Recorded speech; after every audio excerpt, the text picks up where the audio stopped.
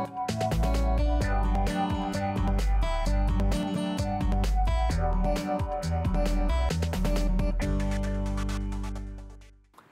apa kabar semuanya? Welcome to Unlock with me, Billy Boon. Semoga semuanya dalam keadaan sehat selalu ya. Seperti biasa pada malam hari ini saya akan mengundang dua orang super inspiratif yang akan sharing tentang apa aja yang ada di kehidupan mereka, apa yang ada di mindset mereka untuk meng-unlock pikiran kita semua. Ya, dari perspektif kita, wawasan kita, dan seterusnya. Alright, so sebelum saya memperkenalkan siapa narsum yang akan berbagi di stage ini, follow Instagram saya @billyboonyot. Kemudian selama 1 jam ke depan catat apa aja yang kalian suka dari yang disampaikan oleh kedua narsum pada malam hari ini. Ya. Kemudian nanti di akhir acara ke Instagram saya @billyboonyot. Kemudian tulis apa aja yang kalian dapetin, apa aja yang kalian suka dari apa yang disampaikan oleh kedua narsum pada malam hari ini. Nanti yang beruntung bisa dapetin 2 buah kacamata persembahan dari Optic Series. Alright, nah nggak mau pakai panjang-panjang lebar, saya akan langsung ngajak Ongki, VP-nya Unicorn Indonesia Traveloka. Please welcome. Terima kasih Mas Billy. Terima kasih. Selamat malam semua. Perkenalkan saya Ongki. Saya menjabat sebagai salah satu VP di Traveloka. Dan pada malam hari ini saya ingin menyampaikan mengenai topik yang sering dibicarakan, tapi biasanya banyak yang nggak enaknya, yaitu ngomongin soal apa sih enaknya jadi karyawan gitu ya. Nah, jadi pada malam hari ini saya ingin membawakan topik seputar apa sih sebetulnya sisi positif menjadi seorang karyawan dan bagaimana tips untuk bisa teman-teman menjadi karyawan yang sukses ke depannya gitu. Nah, kalau buat saya sendiri nih, beberapa keuntungan menjadi seorang karyawan yang sering dipandang sebelah mata. Yang pertama, saya punya penghasilan yang tetap setiap bulannya. Itu menurut saya adalah suatu privilege. Kenapa? Karena dengan memiliki penghasilan yang tetap setiap bulan, saya bisa mengira-ngira biaya hidup yang saya perlukan itu berapa dari porsi gaji saya, biaya yang harus saya tabung atau saya investasikan itu berapa, dan biaya yang bisa saya pakai untuk bersenang-senang itu seberapa banyak. Nah, itu jauh lebih teratur gitu ya. Jadi karena kita punya penghasilan yang tetap. Sepahit-pahitnya pun, kalau misalkan sampai amit-amit kita di PHK, ya itu dapatnya 0, tapi nggak sampai negatif gitu kan. Mungkin ini berbeda ya, berbeda prinsip dengan ketika seseorang berwirausaha. Memang misalkan seperti ayah saya yang sebetulnya juga seorang pengusaha. Ada bulan-bulan di mana beliau dapat profit banyak banget gitu. Tapi ada bulan-bulan di mana misalkan pernah juga suatu waktu ketika bahkan untuk menutup biaya operasional aja, membayar gaji karyawan aja nggak cukup. Jadi harus rugi, harus nombok gitu kan. Nah, sedangkan kalau menjadi seorang karyawan seharusnya sangat minimum sih ada kejadian seperti ini. Itu keuntungan yang pertama. Nah, yang kedua membicarakan soal ritme dan gaya hidup yang lebih stabil dan lebih teratur. Nah, kenapa saya bisa bilang seperti itu? Karena sebagai seorang karyawan, saya pun merasakan ketika memang misalkan ada jatah cuti atau jatah libur ya, saya bisa cuti dengan tenang. Kemudian ketika di hari kerja, ketika di hari kerja, saya tahu dengan pasti jam berapa kira-kira saya masuk kantor, jam berapa saya pulang kantor, jam berapa saya bisa selesai bekerja. Dan ini buat saya ritme yang seperti ini sangat enak gitu, terutama untuk orang-orang yang mencintai keteraturan seperti saya. Nah, kemudian keuntungan yang ketiga, ini yang sering dilewatkan, tapi sebetulnya buat saya ini penting banget, yaitu kesempatan belajar yang sangat banyak gitu. Karena dalam 8 tahun terakhir aja, sejak saya memulai karir saya sebagai seorang karyawan, itu saya kebetulan ditempatkan di 2 perusahaan yang berbeda gitu kan. Perusahaan saya yang pertama itu saya menjadi seorang konsultan bisnis manajemen, di mana kerjaannya tuh lebih banyak membuat bisnis plan, memberikan advice tentang strategi bisnis untuk perusahaan-perusahaan lain. Dan di perusahaan kedua yang sekarang yang sedang saya tempati, yaitu di Traveloka, pekerjaan saya tuh beda banget dari yang pertama gitu kan. Jadi saya diberi kesempatan untuk bisa mengembangkan produk atau sebuah fitur yang berbasis teknologi. Kemudian saya juga diberi kesempatan untuk membantu mengembangkan Traveloka hingga ke luar negeri gitu kan. Jadi di tahun pertama saya aja, saya banyak keliling ke luar negeri gitu kan. Karena mesti ngerekrut orang dari negara, misalkan dari Thailand, dari Vietnam. Dan ini pengalamannya sungguh sangat berharga buat saya. Jadi rasanya tuh buat saya selama 8 tahun ini jadi karyawan tuh kayak balik ke zaman kuliah. Karena saya bisa belajar banyak. tapi instead of saya yang bayar, saya dibayar untuk belajar. Jadi itu menurut saya enak banget. Nah itu 3 keuntungan menjadi seorang karyawan yang mungkin sering dipandang sebelah mata. Nah, ini salah satu studi yang saya dapatkan dari perusahaan rekrutmen global. Ini studinya dilakukan di 2019 terhadap karyawan-karyawan di Indonesia dari berbagai sektor industri. Kalau lihat dari data statistik yang saya tampilkan ini, sebetulnya untuk mendapatkan penghasilan belasan, puluhan, bahkan hingga ratusan juta dengan menjadi seorang karyawan, itu sangat amat mungkin. Gitu. Jadi ya memang bisa-bisa aja kalau memang standar kesuksesan dari teman-teman itu secara materi adalah bisa mendapatkan penghasilan misalkan 100 juta sebulan, ya jadi karyawan bisa-bisa aja sih gitu untuk bisa dapat segitu gitu ya. Itu kalau ngomongin soal beneran bisa nggak sih sukses, beneran bisa nggak sih kaya kalau jadi karyawan gitu. Jadi ya jawabannya bisa, cuma memang ya ini nggak buat semua orang gitu kan. Karena mau tidak mau, suka tidak suka, dalam setiap jenis pekerjaan pasti ada kelompok orang yang lebih sukses daripada yang lain yang di atas rata-rata. Gimana sih supaya kita bisa menjadi salah satu orang yang lebih sukses dibanding yang lain itu? Nah ini ada beberapa mindset yang sebetulnya saya terapkan nih dalam kehidupan saya sehari-hari sebagai seorang karyawan gitu kan. Karena saya juga sering ditanya, Ongki kamu tuh belum 30 tahun, sebelum 30 tahun kok kamu udah bisa jadi seorang VP. Gimana sih caranya, apa sih mindset yang kamu pakai gitu dalam pekerjaan kamu. Nah ini ada 3 tips yang ingin saya share ke teman-teman untuk bisa menjadi seorang karyawan yang sukses. Yang pertama itu harus punya growth mindset. Ini sebetulnya udah pernah dibahas nih dengan episode sebelumnya mungkin sama Iman Usman ya. Tapi di sini saya ingin menegaskan sekali lagi growth mindset itu penting banget. Dan apa itu growth mindset? Growth mindset adalah sebuah pola pikir di mana setiap orang itu bisa berkembang dan kegagalan itu bukan merupakan kondisi permanen. Saya pun sebagai seorang karyawan juga sering melakukan kesalahan. Tapi ketika saya melakukan kesalahan, yang saya fokuskan itu lebih ke arah apa yang bisa saya pelajari dari kesalahan tersebut, apa yang harus saya perbaiki ke depannya, dan bagaimana supaya saya bisa segera menyelesaikan permasalahan atau kesalahan yang saya buat. Intinya sih itu aja, jadi instead of blaming yourself when you make a mistake, coba cari apa yang sebetulnya kalian bisa pelajari dari situ. Nah itu intinya di growth mindset. Nah kemudian yang kedua, untuk focus on your strength. Kalau di luar sana lebih banyak orang yang menasihati rekan kerjanya untuk kamu tuh lihat area di mana kamu lemah dan kamu coba improve di situ.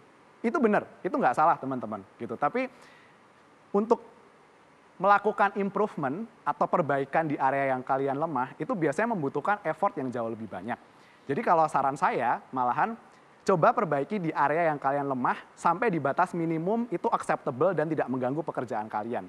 Sisanya fokuskan ke area-area yang kalian punya kekuatan dari awal.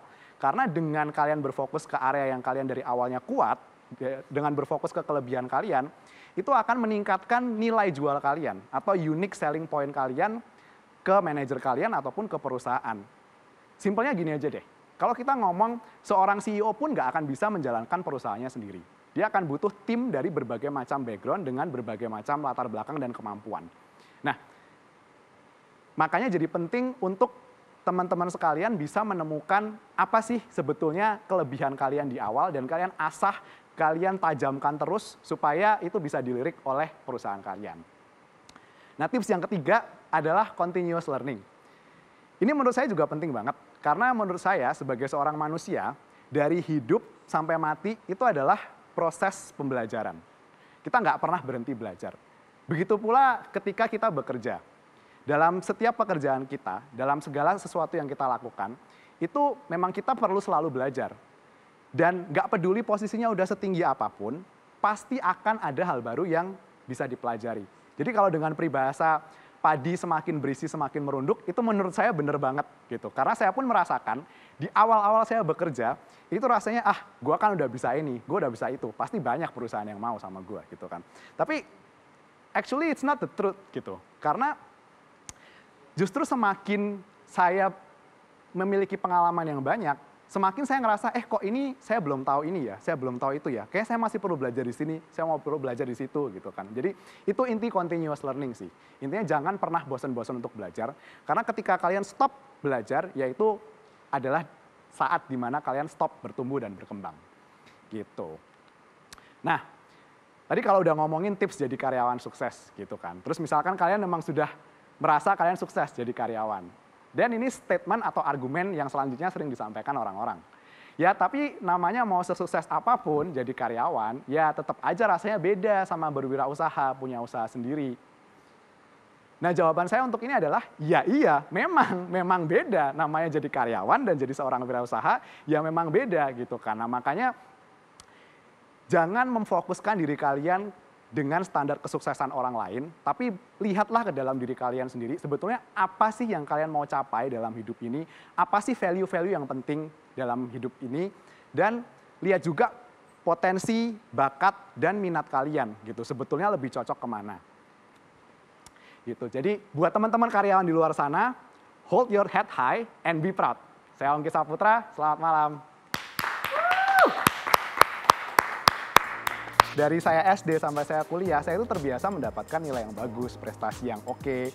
Kemudian ya guru atau dosen juga kenal saya punya reputasi yang baik juga. Sampai ketika saya mulai bekerja, di situ saya baru dihadapkan kepada kenyataan bahwa Ongki lu tuh nggak sepinter itu.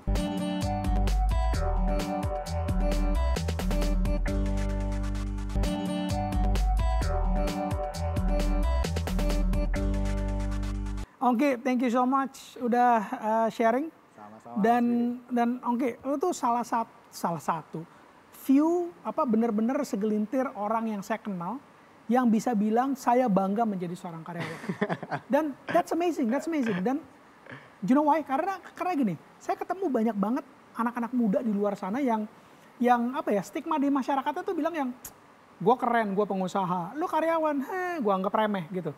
Dan in my strong words gitu, saya benci banget tuh kalau ngelihat pengusaha-pengusaha muda yang kayaknya ngerasa dirinya udah paling keren sedunia karena gue pengusaha gitu. Terus kemudian ngelihat karyawan yang kayak gitu kan?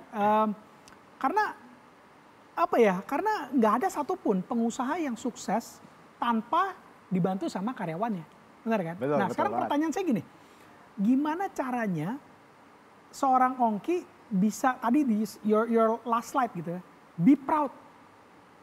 Jadi bangga jadi karyawan.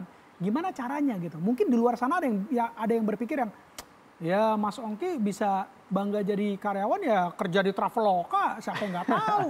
Perusahaan unicorn keren gitu. Nah, coba tanggapan dari Mas Ongki gimana? Kalau menurut saya ya Mas Billy, yang namanya bekerja atau berkarya itu harus ada tujuan yang lebih besar. Makanya ketika kita punya suatu tujuan yang lebih mulia daripada hanya sekedar mengejar title atau jabatan atau mengejar materi. Kalau memang ada tujuan mulianya misalkan, as simple as ya itu tadi, saya memang suka belajar, gitu. Saya ingin memperkaya diri saya ingin mengembangkan diri saya. Atau saya ingin berguna buat orang-orang di sekitar saya. Atau saya ingin berguna buat memberikan dampak yang positif di masyarakat. Gitu. Ketika ada tujuan yang lebih besar, ya kalian akan fokusnya ke situ dan itu yang akan menjadi sumber kebanggaan kalian ya. Maksudnya wah saya selangkah lebih dekat dari tujuan mulia saya nih gitu. Jadi lebih ke arah situ tapi not necessarily karena oh saya bangga karena saya karyawan. Enggak gitu, tapi karena saya tahu dengan saya menjadi karyawan saya bisa mencapai tujuan saya yang jauh lebih besar dibanding hanya sekedar title, hanya sekedar materi. Itu sih Mas Billy. I totally agree, 1000% agree. Nah sekarang saya pengen, ini saya lempar-lemparin stigma di masyarakat nih ya. Yang bilang gini, Mas Ongki, kata orang-orang, kalau jadi pengusaha itu mulia. Karena kita memberikan nafkah ke banyak orang dan seterusnya. Tapi kalau jadi karyawan kan enggak. Tanggapannya coba. Wah, ini juga menarik banget sih. Sebetulnya kalau berkaca dari pengalaman saya sendiri ya Mas Billy.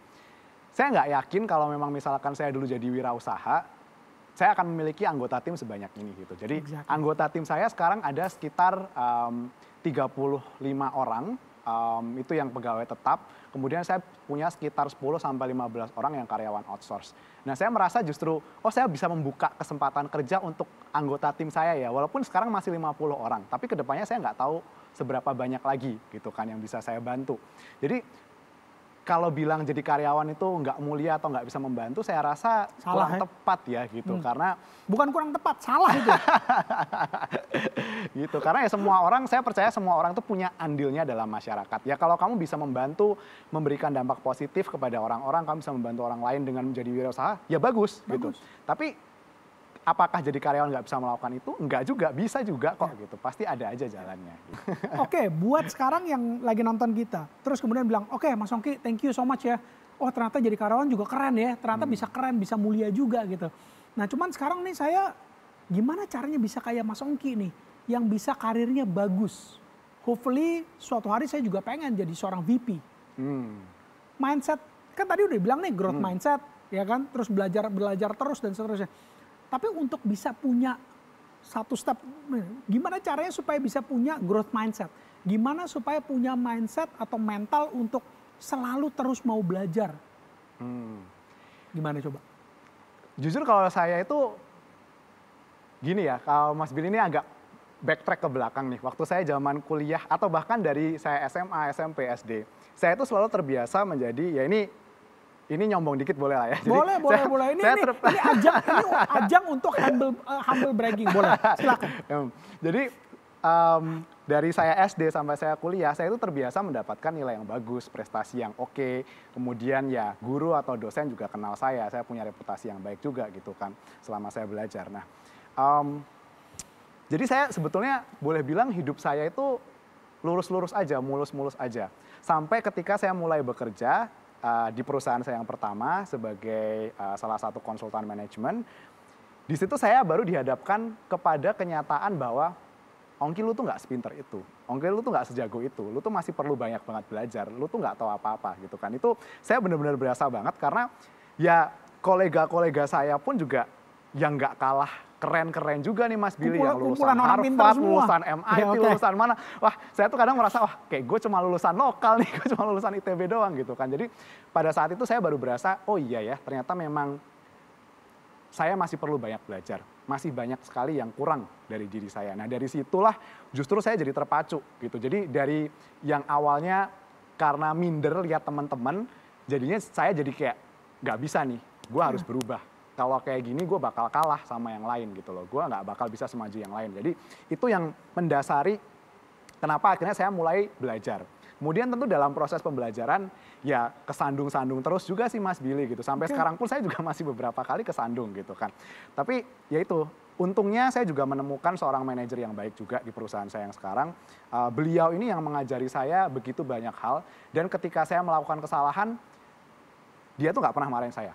Manajer saya itu nggak pernah marahin saya, tapi yang dia tanyakan adalah, oke, ini kesalahannya kayak gini, kamu mau perbaikinya kayak gimana, apa yang bisa kamu pelajarin, apa yang akan kamu lakukan ke depannya supaya nggak terjadi kesalahan itu lagi. Jadi selalu mantra itu yang diulang-ulang. Jadi dengan menggunakan mantra itu juga gitu ya. Jadi saya juga jadi terbiasa, oke, ketika saya ngelakuin kesalahan atau ketika saya menemukan sesuatu yang baru yang saya nggak bisa, ya saya akan berusaha sebaik-baiknya. Kalau kesandung, coba lagi ya. Emang harus kayak gitu sih Mas Billy, harus pakai kesandung-sandung ya gitu. Ya. Penting berarti ya untuk punya seorang mentor ya. Dan dalam hal ini kan atasan yang tadi barusan Ongki bilang, siapa namanya sebut dong.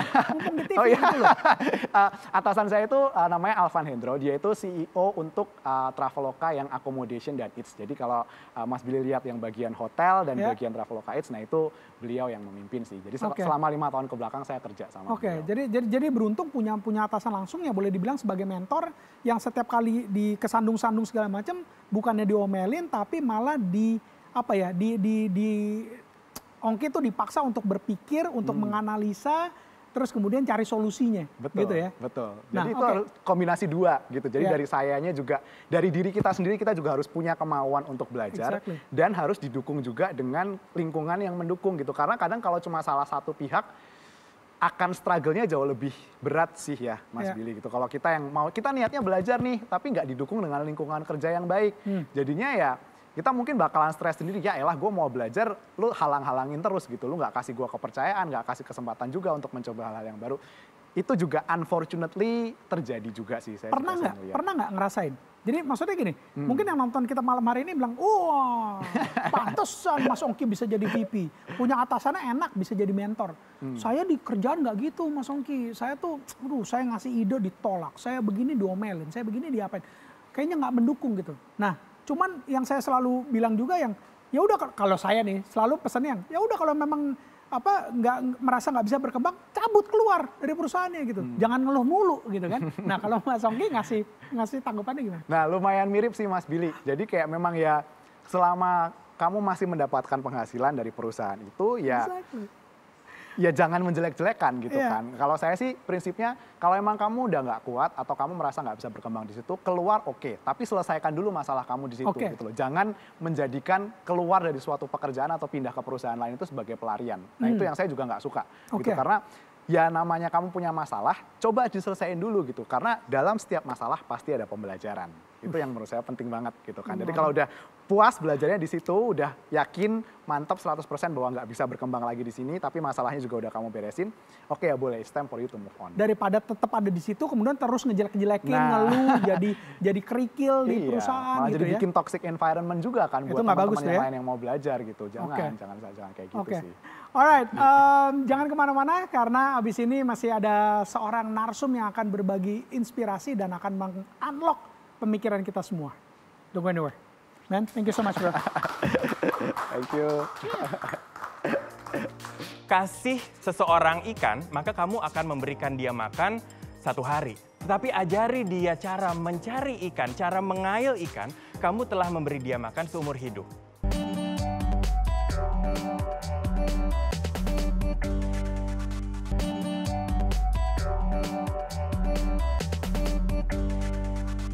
Oke, kita masih di Unlock with me, Billy Boon. Dan mau ngingetin aja, terus simak apa yang kalian suka dari yang dihadirkan oleh 2 narasumber pada malam hari ini. Setelah program ini, langsung ke Instagram saya, @billyboonyot. Kemudian di postingan episode pada malam hari ini, di kolom komennya tulis apa yang kalian suka. Kemudian kalian tulis di situ, nanti menangin 2 buah kacamata persembahan dari Optic Says. Oke? So, nggak pengen panjang-panjang lebar, saya pengen memanggil seorang desainer yang sekarang ini punya kerjaan baru gitu ya. Dan desainer ini berkontribusi luar biasa untuk Nusantara Fashion Festival yang dilaksanakan bulan lalu dari tanggal 1 sampai 31 Agustus. Without any further ado, please welcome Mas Didit. Terima kasih. Jadi gini belajar bersama. Special edition hari ini adalah di Unlock with Billy Boon. Perkenalin, nama saya Didit Maulana. Saya bikin Ikat Indonesia 9 tahun lalu nih teman-teman. Nah sekarang saya punya passion baru. Yaitu punya platform baru namanya JGBB, Jadi Gini Belajar Bersama. Pengen tahu apa? Kita simak.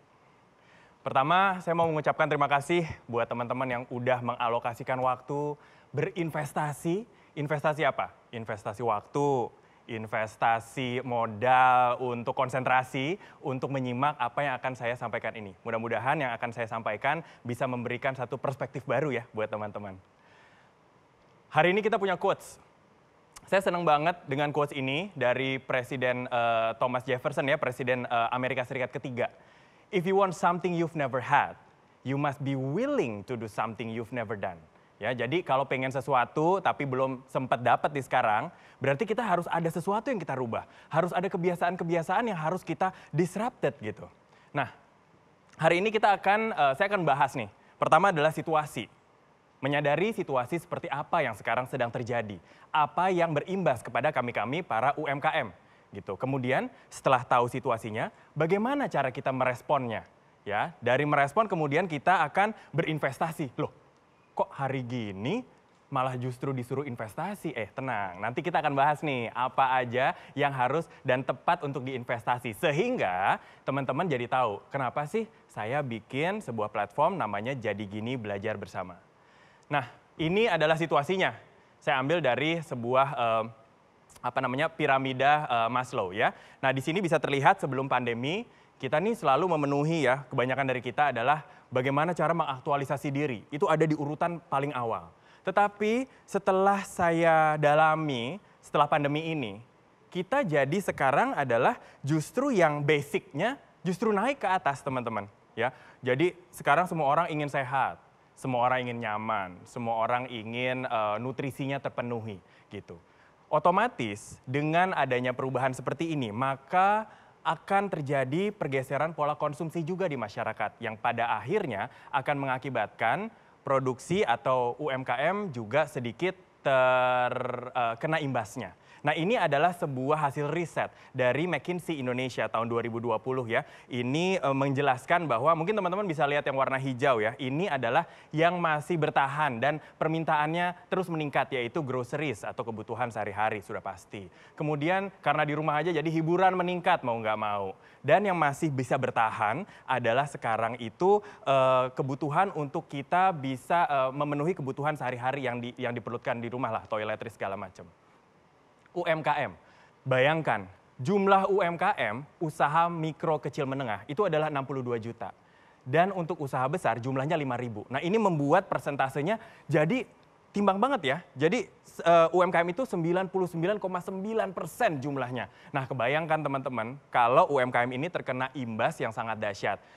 Kebayang berapa jumlah UMKM yang bisa ambruk dan kebayang juga berapa banyak penduduk Indonesia juga yang terkena imbas.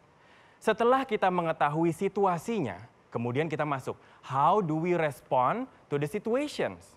Ya, salah satu yang menarik ini yang sangat menginspirasikan saya adalah dari Charles Swindoll.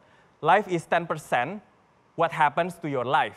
Tetapi 90% adalah bagaimana kita menyikapi apa yang terjadi di yang mengimbas kepada kehidupan kita. Sebuah pertanyaan, who are you? Ini selalu saya sampaikan kepada para peserta di JGBB. Nah, di sini kenapa saya pertanyakan? Karena ketika kita mengetahui siapa diri kita, you can unlock yourself. Kita bisa membuka pintu-pintu kemungkinan. Kita bisa membuka semuanya. Karena kita menjalankan sesuatu lewat passion kita. Ya, saya selalu bilang di peserta JGBB, kejar passionnya bukan profitnya. Karena apapun yang kita lakukan berdasarkan cinta, berdasarkan apa yang kita suka, pasti akan ada jalan. Istilahnya ada pintu rezekinya. Ngomongin investasi, investasi yang paling tepat sekarang apa sih? Yaitu investasi ketika kita investasi untuk diri sendiri. Caranya ikut kelas online, banyak baca buku, tanya, kemudian juga lihat postingan-postingan yang bisa menginspirasikan kita. Saya nih zaman dulunya selalu duduknya di kursi belakang teman-teman, jadi penumpang. Terus kalau orang nanya, kok telat? Iya nih, supirnya telat, ini apa segala macam. Kok salesnya nggak nyampe? Iya, tim sales gue nih lemah dan segala macam. Oke, nggak bisa nih, that's it. Gue nggak bisa jadi korban terus gitu. I have to take the driver's seat. I am the CEO of my life. I am the boss of my corporation, misalnya gitu. Dan saya jadi berani mengambil resiko, saya jadi berani mengambil tanggung jawab gitu. Mengubah perspektif itu, menurut saya adalah sesuatu yang harus saya sampaikan kepada yang lain, ya. Sehingga waktu itu akhirnya saya ada satu quotes lagi yang menginspirasikan tentang ilmu. Bahwa kasih seseorang ikan, maka kamu akan memberikan dia makan 1 hari. Tetapi ajari dia cara mencari ikan, cara mengail ikan, kamu telah memberi dia makan seumur hidup. Di JGBB awal-awalnya, awal pandemi, saya bikin IGTV, IG Live. Semuanya pada suka. Bahkan ada yang nonton sampai 220.000. Postingannya isinya adalah bagaimana kita tetap optimis, tetap positif, dan semua hal yang saya ingin agar teman-teman memiliki satu perspektif baru dalam melihat hidup. Nah, akhirnya si JGBB ini lahirlah sebuah platform online nih teman-teman. 4 hari belajar bersama Didit Maulana, mulainya dari hari Kamis, Jumat, Sabtu, Minggu, agar hari Seninnya kita sudah bisa mengaplikasikan apa yang kita pelajari selama 4 hari. Nah, ini suasana kelasnya kalau mau lihat. Sudah diikuti kurang lebih 1.400 orang ya teman-teman. Di sini kita saling berbagi, saling cerita, ada PR-nya juga. Dan kemudian siapa sih yang ikut? Nah, yang ikut ini adalah mereka-mereka yang satu, pengen tahu potensi gua apa sih gitu. Kemudian yang kedua, pengen tahu juga gimana caranya bisa survive untuk saat ini. Dan yang ketiga adalah mereka yang ingin leveraging atau naik kelas untuk brandnya gitu. Nah, di sini semuanya saya membagikan bagaimana membuat akar untuk bisa mempunyai pohon yang kuat. Bagaimana punya pondasi yang kuat agar kita bisa membangun bangunan yang tinggi, yang kokoh gitu. Nah, kita membangun pondasi selama 4 hari. Yang dipelajari apa aja sih? Hari pertama, ya, yang tadi. Who are you? Selama ini mungkin kalau ditanya, Billy Boon siapa sih? Billy Boon tuh gini. Oh iya. Kalau ditanya, Didit Maulana siapa sih? Oh, mungkin perlu 5 menit ya untuk menjawab. Kenapa? Karena kebanyakan dari kita tidak mengenal potensi kita. Nah, kemudian hari kedua, yaitu modal dasar menjadi entrepreneur. Apa aja modal dasarnya? Terus hari ketiga, belajar tentang bagaimana kita mendevelop sebuah brand dan funding. Karena kalau saya beli kain, bayarnya nggak pakai passion teman-teman, bayarnya pakai duit gitu ya. Nah kemudian hari keempat biasanya saya akan mengajarkan juga bagaimana cara membuat bisnis plan gitu. Ya, jangan pernah mengecilkan diri sendiri karena usaha apapun ketika diseriuskan dia akan menjadi sesuatu yang sangat seru gitu. Nah, kalau teman-teman ada yang pengen ikut, bisa nih langsung kirim email ke maribajubersama.dm@gmail.com atau bisa ikuti sosial media saya @didiatmaulana, ada Instagram, Twitter, atau Facebooknya. Nanti akan ada informasi lebih lanjut. Nah, jadi hari ini adalah temukan passionnya, temukan diri kamu siapa, sehingga kita bisa unlocking semua pintu-pintu kemungkinan. Gitu ya. Dan istilahnya passion ini adalah bahan bakar nih teman-teman, yang bisa membawa kendaraan kita sampai ke tujuan gitu ya. Dan ketika suatu saat teman-teman sudah sampai di titik yang teman-teman inginkan, jangan lupa untuk melihat ke belakang. Lihat lagi apakah pijakan di 1000 ini, pijakan ke 1000, masih sama nggak dengan pijakan ketika kita pertama kali melangkah. Visi yang indah, visi yang bagus, semua visi mulia kita, jangan sampai tergilas dengan profit. Sekali lagi, kejar passionnya, bukan profitnya. Saya Didit Maulana for Unlock with Billy Boon. Tadi kan udah dibilang, I am the CEO of my life. Okay. Jadi nggak ada istilahnya, nggak ada waktu. Kita harus bikin waktu. Gitu. Kalau dibilang, iya nggak ketemu, iya nih gue nggak ada waktu. Nonsense.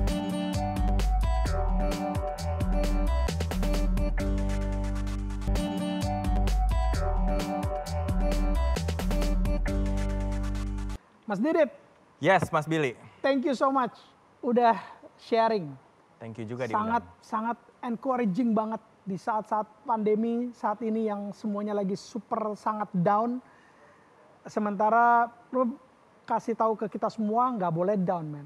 Gitu dan malah nyuruh investasi kita semua, gitu ya. Investasi yang terbaik adalah ke diri sendiri. Pertanyaannya adalah ini apa nih? Ikat yang udah lahir 9 tahun yang lalu bakal dicuekin, sekarang ini mau menginspirasi jutaan anak muda Indonesia atau gimana? Ikatnya masih ada dong, masih jalan terus dong. Oh, justru makin sibuk kita sekarang, gitu. Nah, jadi sekarang juga kita kan memang dari awal visinya adalah maju bersama, gitu, untuk Ikat Indonesia, gitu ya. Jadi Ikat Indonesia juga dia sebuah platform yang dibikin agar anak-anak muda tahu budayanya.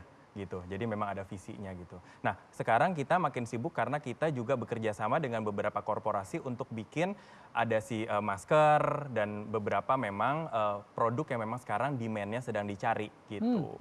Jadi memang pengrajin-pengrajin kita juga sekarang masih bisa bekerja lah istilahnya gitu. Oke, jadi seorang Didit Maulana nggak cuekin ikatnya dengan sekarang ini punya passion baru boleh dibilang ya. Untuk menginspirasi, ngajarin anak-anak muda jangan down gitu dengan JGBB-nya itu enggak ya? Jadi tetap jalan dua-duanya ya? Iya, jalan semuanya. Oke, langsung tanya dulu berarti kalau gitu. Gimana bagi fokusnya, gimana bagi prioritasnya untuk bisa jalanin dua-duanya dan dua-duanya sukses gitu loh? Amin. Nah, tadi kan udah dibilang I am the CEO of my life. Okay. Jadi nggak ada istilahnya nggak ada waktu. Kita harus bikin waktu gitu. Kalau dibilang iya nggak ketemu, iya nih gue nggak ada waktu. Nonsense. You have to make time for that, gitu. Makanya harus bertanggung jawab. Jadi dalam satu hari dibagi. Oh, untuk ikat dari jam segini sampai segini. Untuk JGBB jam segini gitu. Jadi ada alokasinya sih. Oke, dan disiplin jalanin alokasi yang udah di set itu ya. Harus. Nah, sekarang pengen nanyain JGBB-nya nih. Ini idenya dari mana coba, men? Gitu loh. Ini kan segini, semua orang satu Indonesia, siapa yang nggak tahu Didit Maulana, seorang desainer, kondang, iya kan? Sampai diajak sama BRI juga untuk NUF, ya kan? Nusantara Fashion Festival bulan lalu. Terus kayak nggak ada kerjaan, kayak kurang sibuk aja gitu loh, bro. Gitu, tentunya yang, kayaknya pengen bikin platform untuk bisa maju bareng-bareng? Nah sebenarnya kalau tentang workshop dan segala macam dari 3 tahun yang lalu kita udah lakuin. Dalam arti kata sering banget kunjungan ke beberapa daerah untuk berbagi dengan para ibu-ibu penenun, memberikan semangat dan segala macam. Nah tetapi sekarang dengan adanya keterbatasan nih kemana-mana, tetapi energinya banyak banget nih gitu. Maksudnya yang masih bisa dibagi gitu. Dan ngelihat sekarang juga sebenarnya di awal-awal pasti banyak yang terimbas. Sebenarnya yang terimbas paling banyak adalah mental. Gitu. Betul, betul. Gitu. Nah, karena pernah mengalami mental kejatuhan di bisnis dan segala macam, jadi berangkat dari situ adalah jadi punya panggilan. Sorry. Seorang Didit Maulana pernah merasakan kejatuhan, pernah ngerasain mentalnya down. Iyanya gitu ya. Iyanya sampai Iya, jadi pernah gitu ya, karena waktu itu berbekal cuman jadi kurang persiapan lah intinya gitu ya gitu. Jadi pengennya adalah bagaimana semua perjalanan selama 9 tahun ini bisa dirangkum menjadi sebuah ilmu yang bisa dibagi selama 4 hari agar teman-teman yang lain nggak perlu ngerasain yang sama. Exactly. Gitu. Oke. Nah, terus kemudian berarti kalau sebelum pandemi tadi ya Mas Didit bilang keluar kota segala macam ngajarin ibu-ibu berkreasi, berkarya gitu kan. Tapi kan masih ada hubungannya sama ikat tuh, gitu kan. Nah, kalau yang sekarang berarti yang boleh ikutan JGBB, apakah hanya yang pengen di fashion doang atau kalau misalnya sekarang nih yang nonton kita nih yang saya pengennya sebenarnya passion saya di kan tadi tuh kejar passion bukan profit gitu kan. Oke, saya pengen dengerin. Passion saya itu di F&B. Ada efeknya nggak untuk boleh nggak ikutan di JGBB? Boleh banget. Jadi ternyata ilmu itu sangat general gitu ya. Jadi ini bisa diterapkan di mana aja. Karena selama 4 hari kita belajar tentang struktur, cara berpikir. Kemudian semuanya serba step by step yang mudah untuk dilakukan. Dan nanti setiap hari tuh akan ada PR. Kemudian akan ada modul yang dibagikan sehingga nanti bisa diaplikasikan gitu. Dikasih PR tuh ya? Iya dong, dikasih PR udah dong. Disuruh ikutan 4 hari. 4 hari dikasih PR gitu ya. Tapi banyak yang ikutan ya. Total sekarang berapa? 1.400. 1.400 orang. Untuk 3 batch ya gitu. Ini berarti 1.400 orang ini kebayang yang model-modelnya semua kayak Mas Didit yang energinya berlebih tapi nggak bisa ngapa-ngapain karena ada di rumah gitu. Tapi seneng banget ya, jadi dari 3 batch kemudian kita ada kelas-kelas spesial ya, spesial kelas yang nggak harus ngambil itu kan, jadi jumlahnya segitu. Nah yang diikutin tuh mulai dari yang F&B, kemudian ada mereka-mereka yang di PHK kemudian sekarang jadi bikin sesuatu sendiri gitu. Kemudian ada juga ada yang sekarang akhirnya bikin financial advisor, dia bikin webinar dan segala macam gitu. Jadi memang ternyata efeknya dirasakan oleh teman-teman ini dan itu priceless banget sih. Nah ini dari murid-murid, sebutannya misalnya murid ya, peserta atau apa? Peserta teman-teman lah gitu. Anak-anaknya Mas Didit, anak-anaknya Mas Didit. Itu akhirnya mereka setelah ikutan JGBB gitu, mereka ini kayak boleh dibilang jadi kayak komunitas sendiri dong. Betul. Mereka akhirnya terkoneksi segala macam dong. Iya, jadi kita bikin peer-to-peer community gitu. Jadi kita biasa setiap batch itu ada kumpulannya. Nah di situ kita saling menyemangati. Terus ada juga yang oke nggak nih desain gue gitu misalnya. Mereka akan kasih ke kita dulu gitu. Oh oke nih kayaknya kurang ini dan segala macam. Jadi kita jadi di situ no judgment karena kita sama-sama ingin maju gitu ya. Dan kita di situ saling terbuka gitu. Jadi memang UMKM ini kita sebagai entrepreneur ini yang dibutuhkan adalah support sebenarnya. Baru mau bilang, bener support system penting, network gitu. Karena kalau kita bergaul, sorry to say sama orang-orang yang negatif, orang-orang yang iri, orang-orang yang pengen naik sendirian, dengan menjatuhkan orang lain, itu akan sulit banget buat kita bagi seorang manusia dan itu manusiawi banget untuk bisa berkembang gitu. Kita perlu, boleh dibilang zaman dulu lah. Kita selalu bilang bahwa kita adalah makhluk sosial, ya kan? Kita tuh perlu, kita perlu kan bantuan orang lain untuk sukses kan? Banget. Oke, makanya ini dengan udah ada nih komunitasnya nih. Nomor 1 belajarnya dari orang yang udah pernah ngalamin semua deh gitu ya. Meskipun sekarang ketawa tapi tadi kita ingatkan jawabannya. Pernah gagal, pernah jatuh. Iya, sampai suaranya memang jujur banget. Nah, 1 belajar dari orang yang pernah ngalamin. Berarti bukan belajar dari tong kosong bunyi nyaring, right? Itu 1, bukan ngomongin teori doang, tapi ngomongin praktek. Yang kedua, terjadilah sebuah komunitas yang semuanya saling positif, mau maju bareng-bareng, terus jujur, nggak menghakimi, nggak judging gitu-gitu ya. Dapat modul untuk dipelajari lagi sama dapat e-sertifikat. Karena kita kadang jarang banget untuk melihat pencapaian kita tuh apa sih gitu. Jadi ada e-sertifikatnya, jadi mereka tahu oh ya I have apa ya udah selesai nih gitu kemarin gitu. Oke, ini kelasnya setiap minggu kah? Setiap Kamis, Jumat, Sabtu, Minggu, setiap minggu atau kayak unlock sebulan sekali gitu? Atau gimana? Setiap purnama enggak deh. Nah, jadi memang dirajinin sebulan ya. Jadi kemarin sempat ada sebulan sekali gitu. Kemudian kemarin juga sempat deket banget karena permintaannya tinggi sekali. Nah, ini nanti next-nya juga akan ada lagi gitu. Kapan? Oktober. Gitu Kapan? ya. Oh, bentar lagi Bentar lagi banget gitu. Oke, jadi kalau untuk semua informasi segala macam tinggal yang tadi ya. Tinggal akses sosial media, terus kemudian colek-colek, nanya-nanya. Colek-colek semuanya bisa nanya-nanya ya? silakan gitu. Oke, alright. Mas Didit, thank you so much udah mau berbagi di Unlock, dan thank you so much udah mau kita bareng-bareng, kita sama-sama punya passion mendevelop anak muda Indonesia. Hopefully ya masa depan bangsa siapa sih yang jalanin kalau bukan generasi muda, ya nggak sih? Amin. Alright, sukses terus, sehat terus. Kita harus majuin bangsa ini bareng-bareng ya. Amin. Alright, so that's it perbincangan saya dengan Mas Didit Maulana. Sekarang ini untuk yang baru yang nontonnya di terakhir udah bisa nonton episode Unlock di YouTube-nya channel Metro TV dan juga di billybun.com. Oke, so langsung ke Instagram saya @billybun_yot. Kemudian tulis apa aja yang kalian suka.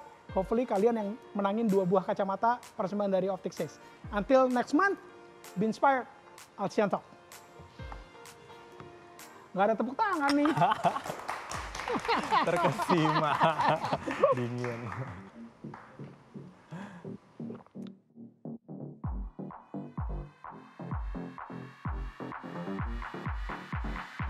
Ini nyombong dikit boleh lah ya? Boleh. Ini ajang untuk humble bragging. Boleh, silakan. Jadi dari saya SD sampai saya kuliah, saya itu terbiasa mendapatkan nilai yang bagus. Sorry. Seorang Didit Maulana pernah merasakan kejatuhan. Pernah ngerasain mentalnya down. Iyanya gitu ya. Iyanya sampai Iya, jadi pernah gitu. Metro TV, knowledge to elevate.